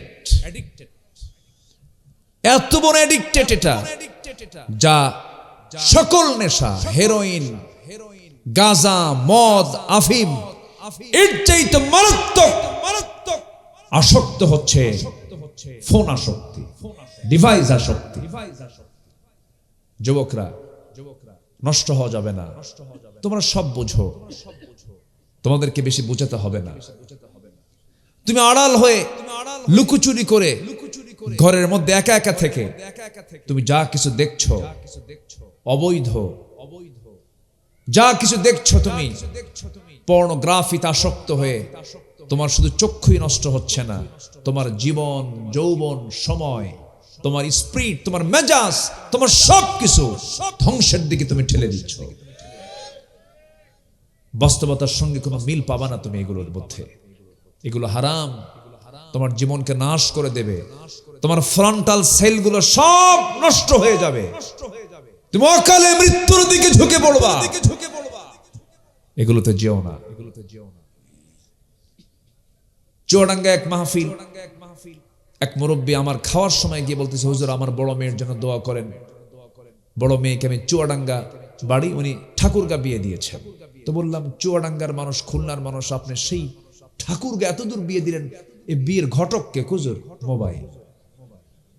ঘটককে? মোবাইল। আজকে মানুষের বিকৃত চিন্তা তৈরি হয়ে গেছে। আজকে পুরুষ পুরুষ আসক্ত হচ্ছে, আজকে নারী নারীতে আসক্ত হচ্ছে।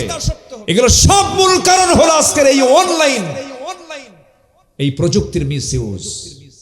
যুবকরা, নিজেকে কন্ট্রোল করার চেষ্টা করো, ভালো বন্ধু তালাশ করো, সুন্দর করে কোরআনটা নিয়ে এর সাথে চলার চেষ্টা করো। দেখবা তোমার কোরআন তোমাকে অনেক কিছু থেকে তোমাকে মুক্ত রেখে তোমাকে পাহারা দিচ্ছে। জোরে বলি সুবহানাল্লাহ। আল্লাহ যুবকদেরকে কবুল করুন, জোরে বলি আমিন। নফসকে শুদ্ধ করার দরকার আছে না নাই? আছে।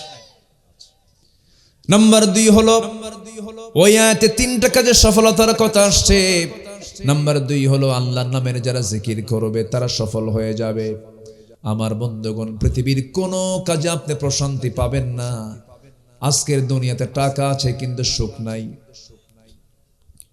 বিনোদন আছে প্রশান্তি নাই, পরিবার আছে কিন্তু অশান্তির আগুন দাউ দাউ করে জ্বলছে, কোনো কিছুতেই শান্তি পাওয়া যায় না। বান্দা, তুমি যদি কোনো শান্তি পেতে চাও, আল্লাহ রাব্বুল আলামিন ডিপ অ্যাটেনশন গ্রেবার শব্দ প্রয়োগ করে বলছেন, আলা বিযিকরিল্লাহি তাতমাইন্নুল কুলুব। সাবধান, গোটা পৃথিবীর মধ্যে একটা কাজের সঞ্চয়তে বান্দার মধ্যে তৃপ্তি স্বাদ পাবে, হৃদয়টা প্রশান্ত হয়ে যাবে একটা আমলে। সেটা হলো কারো জিকির নয়, একমাত্র কেবলমাত্র কার জিকির? বলেন, কার জিকির? আল্লাহর জিকির। আল্লাহর জিকিরের মধ্যে বান্দার মধ্যে একটা বিশাল বড় তৃপ্তি আছে। হয়তো আমরা ভাবি শুধু জিকির মানে সুবহানাল্লাহ, আলহামদুলিল্লাহ, তা নয়। আমার রবের নাম তো নেবই, কিন্তু সমস্ত কাজ কর্মে আল্লাহর হুকুমটা মেনে চলাও কিন্তু একটা জিকির। আমি ওজনে কম দিচ্ছি না কার ভয়ে? এটা কার জিকির হলো? বলেন বলেন বলেন, কার জিকির? তাহলে ব্যবসা করলে সেখানে আমি যদি সুন্দর করে ওজনটা কম বেশি যদি না করে সমান ওজন দিয়ে দিই, এটা কার হুকুম মানা হলো? কার জিকির করা হলো? আজান শোনার সঙ্গে সঙ্গে আমি কার স্মরণে মসজিদে যাচ্ছি? নামাজের আরেকটা নাম হলো জিকির, এটাও একটা জিকির। নামাজের মধ্যে টান থাকতে হবে।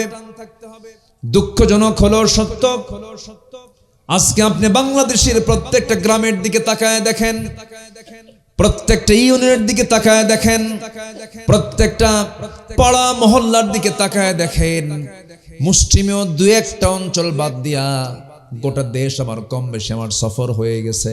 ওই যে টেকনাফ থেকে তেতুলিয়া, রূপসা থেকে পাথরিয়া, সুন্দরবন থেকে বান্দরবান, এই 56,000 সোনার বাংলাদেশের প্রত্যেকটা জনপদে কম বেশি আমার যাওয়া হয়েছে। কিন্তু একটা বিষয় আমার অভিজ্ঞতা হলো, লক্ষ লক্ষ মসজিদ আছে আমার দেশে, প্রায় 4.5 লক্ষ মসজিদ থাকার পরও মুসল্লি নাই। আমি কি ভুল বললাম? সাউথ কোরিয়াতে আজ থেকে 10-12 বছর আগে আমার একটা সফর ছিল। সাউথ কোরিয়া, যে দেশের মানুষ কুত্তা খায়, শুকর খায়, এমনকি একটা বিস্কিট কিনতে গেল, বিস্কিটের মধ্যে শুকরের চর্বি পাওয়া যায়। তারা মানে হারাম ছাড়া কোনো কিছু সেখানে পাবেন না। গোটা সাউথ কোরিয়ার যে রাজধানী সিওলে, গোটা সিওল খুঁজে একটা শুধু মসজিদ পাইছি আমি, একটা মসজিদ। সেখানে নামাজ পড়া কত কঠিন, ইবাদত করা কত কঠিন, দ্বীনি পরিবেশে ইবাদত করার যে মজা, সেই মজাটা সেখানে পাওয়া যায় না।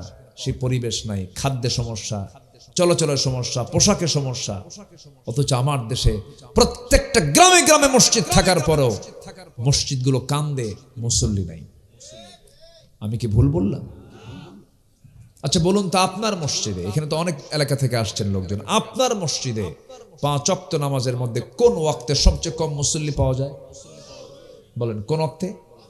ফজর। সবচাইতে ফজিলতের নামাজ কোনটা বলেন?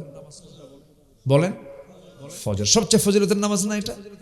ফজিলতের, শুধু ফজরের সুন্নত নামাজের দাম হচ্ছে খায়রুম মিনাদ দুনিয়া ওয়া মা ফিহা। দুনিয়া এবং দুনিয়ার মাঝে যা আছে তার চাইতে বেশি দামি হচ্ছে ফজরের 2 রাকাত সুন্নতের দাম। আল্লাহু আকবার বলেন। আমার বন্ধুগণ, ফজরে মুসল্লি খুঁজে পাওয়া যায় না।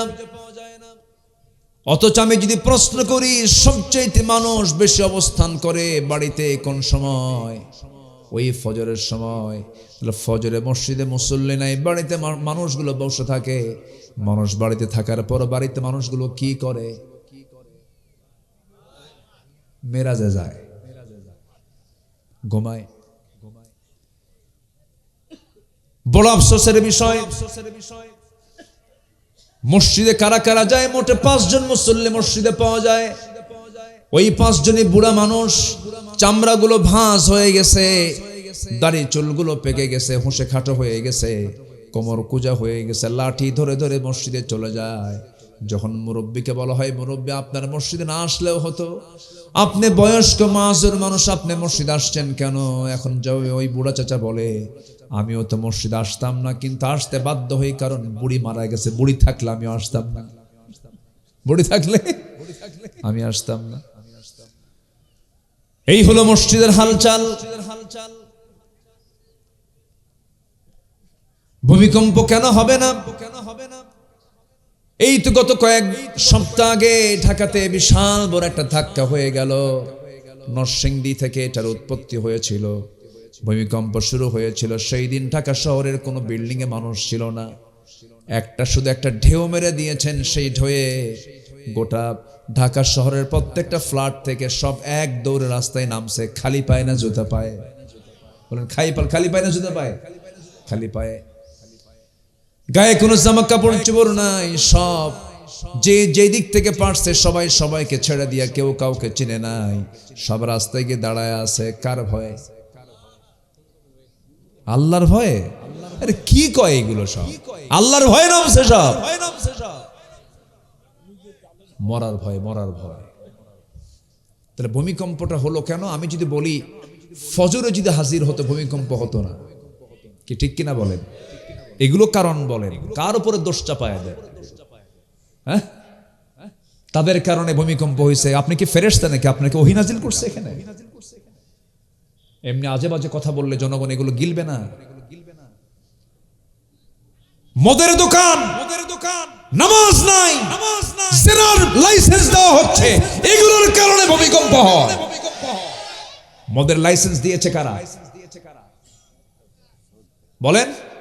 54 বছরের সরকাররা মদের লাইসেন্স দিয়েছে, এগুলোর জন্য ভূমিকম্প হয়। এমনি একজনের উপরে দোষ চাপায় দিবেন? ঠিক না। জনগণ পালস বোঝে। জনগণ পালস বোঝে না? বোঝে। সম্মানিত ভাইয়েরা, আযাব গজব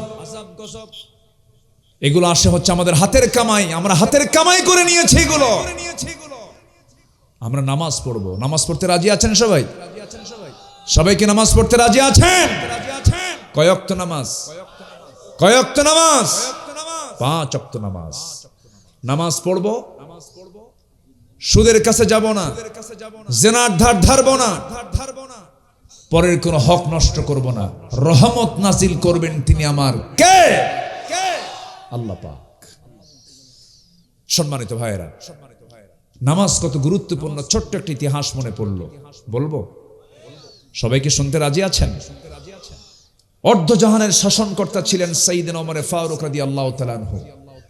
কয় নম্বর খলিফা? বলেন কয় নম্বর খলিফা? 2 নম্বর খলিফা। ওমর ফারুক রাদিয়াল্লাহু তাআলা আনহু সারা জীবন দোয়া করেছেন, আল্লাহ আই রাব্বুল আলামিন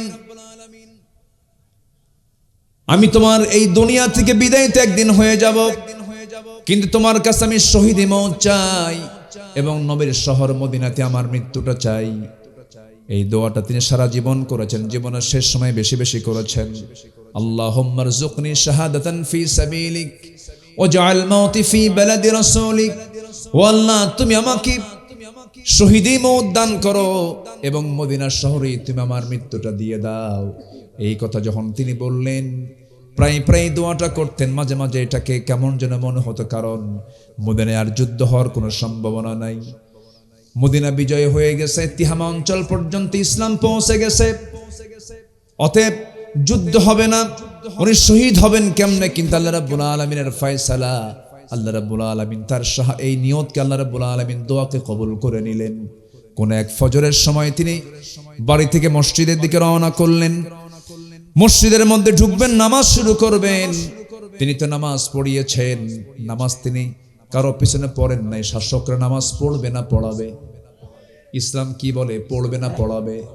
রাসূলকে নামাজ পড়েছেন না পড়াইছেন? তিনি শাসক ছিলেন, শাসকরা নামাজ পড়বে না পড়াবে?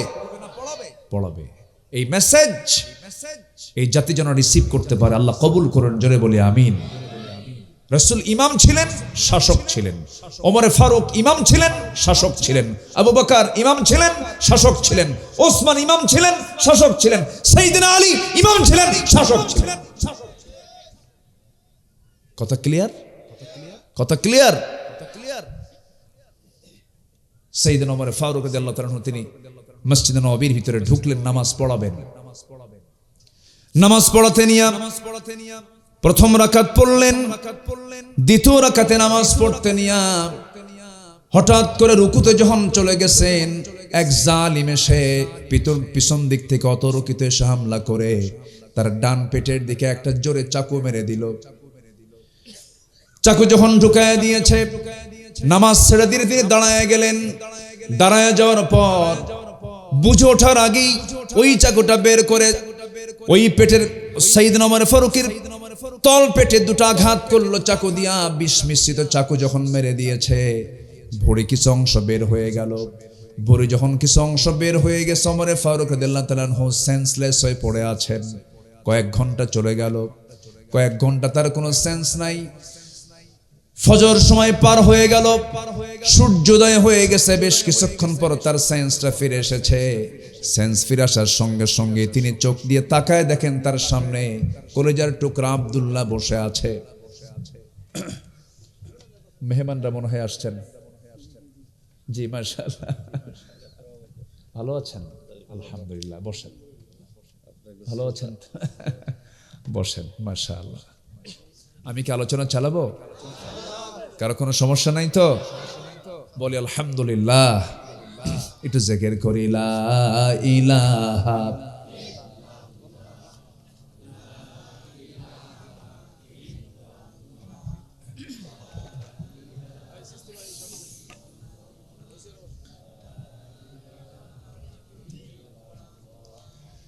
লা ইলাহা ইল্লাল্লাহু মুহাম্মাদুর রাসূলুল্লাহ সাল্লাল্লাহু আলাইহি ওয়াসাল্লাম। সাইয়েদনা ওমর ফারুক রাদিয়াল্লাহু তাআলা আনহু জালিম দ্বারা আক্রান্ত হয়ে রক্তাক্ত হয়ে জমিনে পড়ে গেলেন। কয়েক ঘন্টা পর তার সেন্স তিনি ফিরে পেলেন। সেন্স ফেরার সঙ্গে সঙ্গে তার ছেলেকে দেখেন, ছেলের চোখে পানি। উনি মুস্কি মুস্কি হাসি মেরে বললেন, আব্দুল্লাহ, চোখে পানি কেন? তুমি কেন কান্না করছো? তোমার বাবার সারা জীবনের দোয়া ছিল শহীদে মওত কামনা করা। আজকে আমার সেই দোয়াটা আজকে আল্লাহর দরবারে কবুল হয়ে গেছে। আমি মনে হয় শহীদ হওয়ার মর্যাদা পেয়ে যাব, কারণ আমাকে যে লোকটা আঘাত করেছে, যে লোকটা আমাকে অ্যাটাক করেছে, সে কোনো মুসলিম পরিবারের কেউ নয়। আবু লুলু মাজুসি, সে একজন ইহুদি, সে একজন অগ্নিপূজক, সে আমাকে আঘাত করেছে। আমি দুনিয়া থেকে বিদায় নিচ্ছি, নিশ্চিত আমি শহীদের মর্যাদা পেয়ে যাব। আব্দুল্লাহ, টেনশন করো না। আব্দুল্লাহ, আমার জন্য পানি আনো তো। পানির জন্য যখন বলা হলো, এক গ্লাস পানি এনে তার সামনে যখন দেওয়া হলো, তিনি বলছেন, আব্দুল্লাহ, এটা আমার জন্য কিসের পানি আনছো? আব্বা, আপনি পান করার জন্য পানি দিয়েছে, আপনাকে পান করুন, তৃষ্ণা লাগছে মনে হয় আপনার।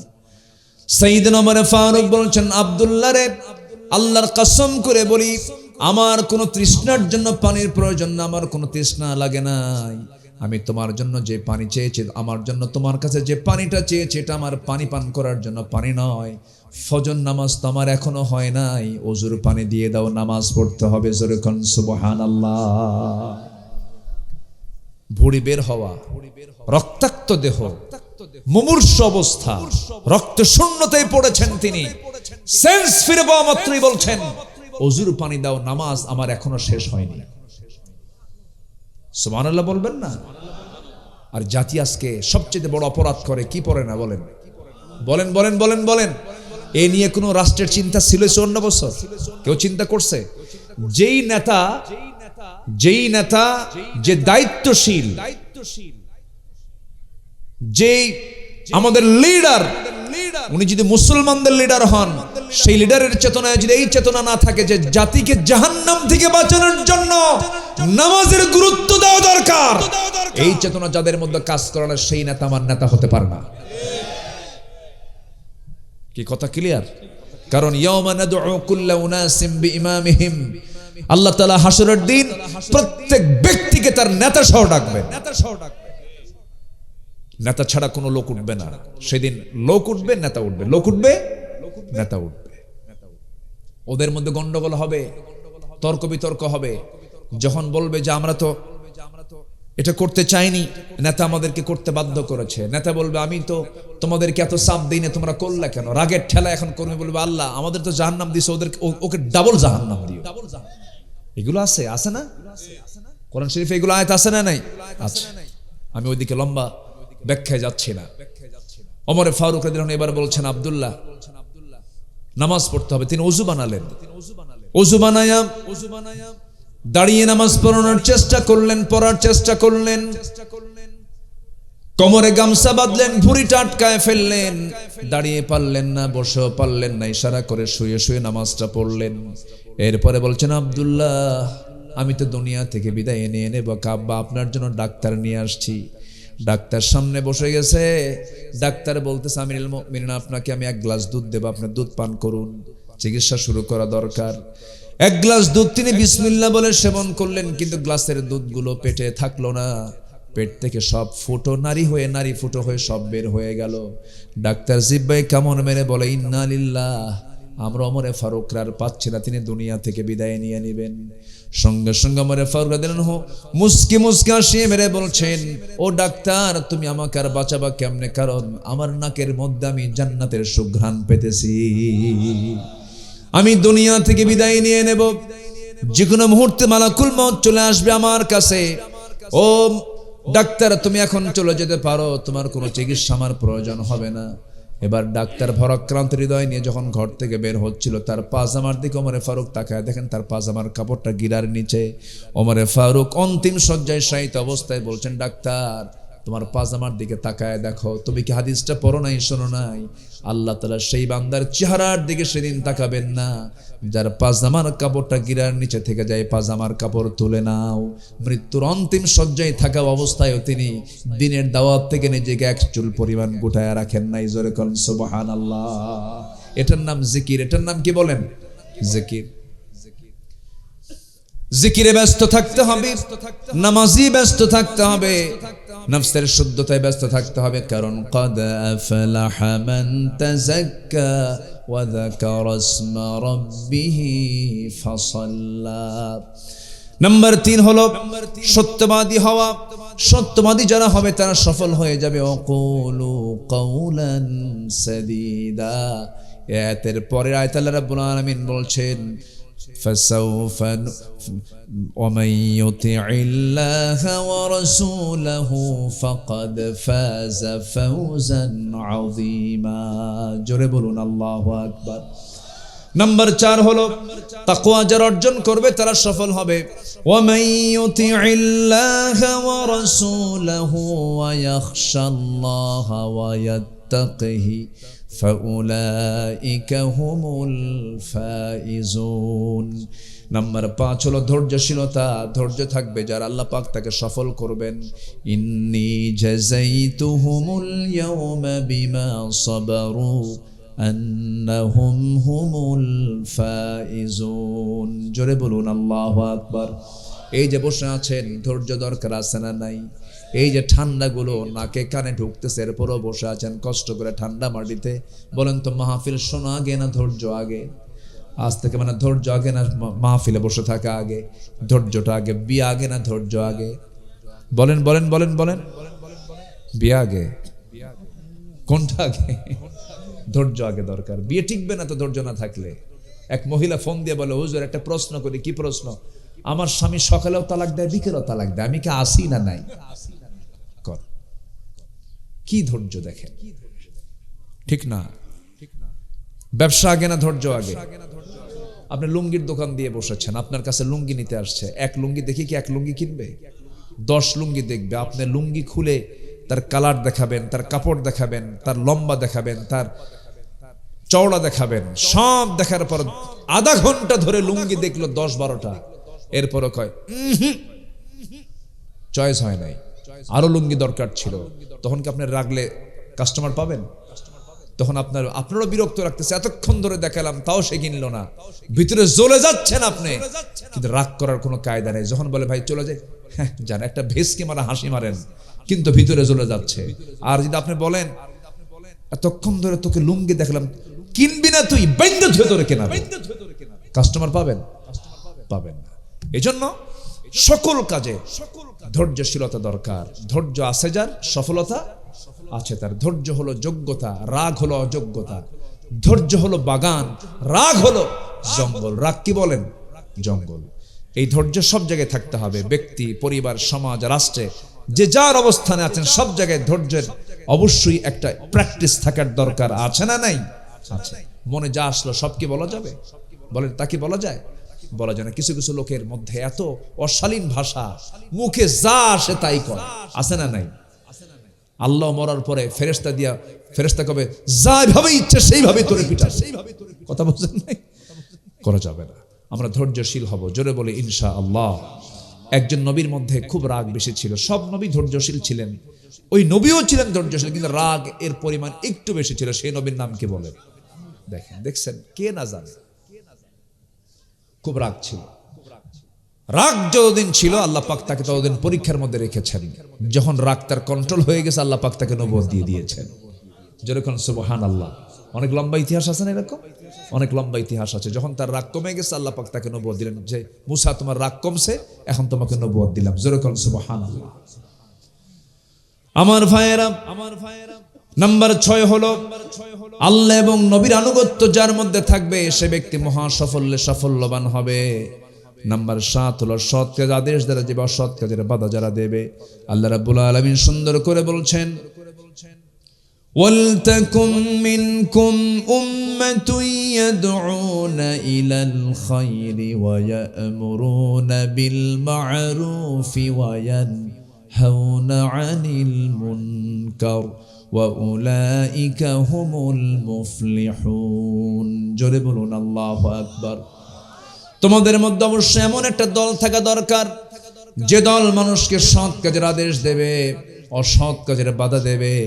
এই সমস্ত কাজ যারা করবে, এই সমস্ত বান্দাগুলি হলো মহা সাফল্যবান। যেরকম সুবহানাল্লাহ। নাম্বার 8 হলো তওবা করা। তওবা করব কার কাছে? ভুল করেছি, মাফ চেয়ে নেব কার কাছে? আল্লাহ অমুক দিন চোখের গুনাহ করেছে, আর জীবনে চোখের গুনাহ করব না। আল্লাহ মিথ্যা কথা বলেছে, আর জীবনে মিথ্যা কথা বলবো না। গীবত করেছে, আল্লাহ জীবনে গীবত করব না। এমন করে কোন বান্দা যদি তওবার মতো তওবা করে যদি আল্লাহর কাছে ফিরে আসে, আত্তাইবু মিনাদ যামবি কামান লা যামবা লাহ, যারা তওবা কবুল হয়ে যায় তার জীবনে আর কোনো গুনাহ থাকে না। জোরে কোন সুবহানাল্লাহ।